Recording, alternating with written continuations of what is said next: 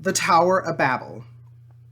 Now the whole world had one language and a common speech. As men moved eastward, they found a plain in Shinar and settled there. They said to each other, "Come, let's make bricks and bake them thoroughly." They used brick instead of stone and tar for mortar.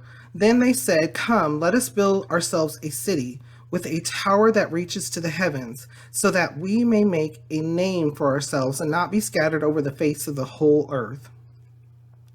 But the Lord came down to see the city and the tower that the men were building.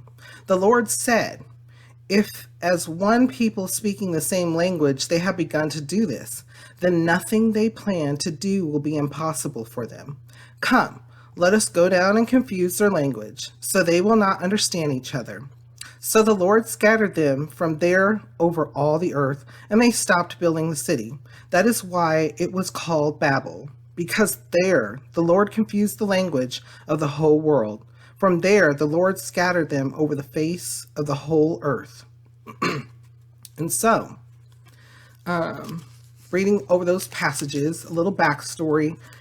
A lot of people see this story as a little, or this story, this truth, this actual history, as a little bit confusing, because they're like, okay, well, man got together and they started building and they were trying to make this great city, and they specifically were building this tall building together.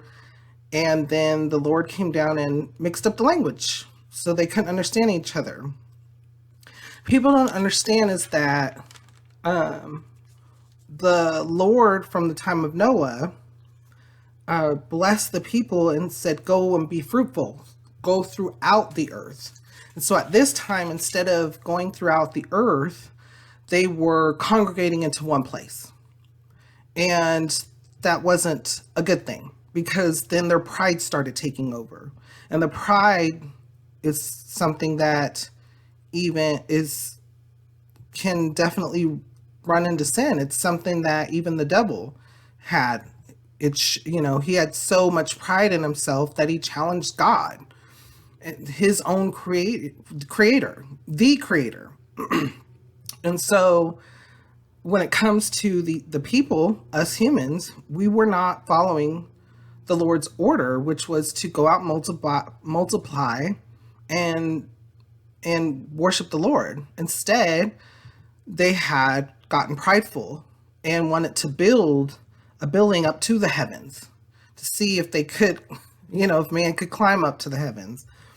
And they were congregating all in one place, and that's when their ignorance and pride started taking over.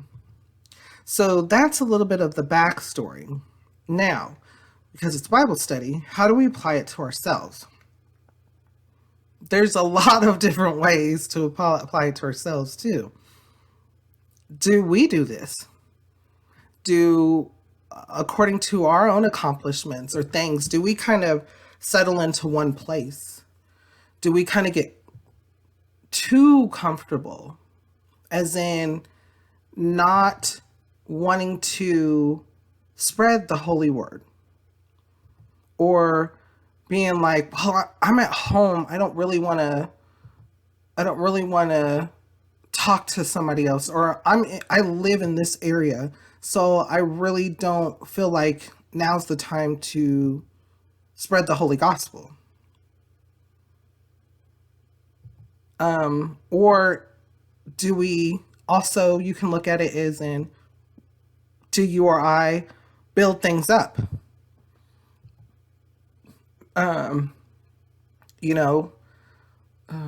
It's going to be talked about lots, so I'll just bring it up. I know this Land Bible Studies on YouTube, which is considered social media, and that's a good, and I believe that's a good thing. But do we also utilize social media for?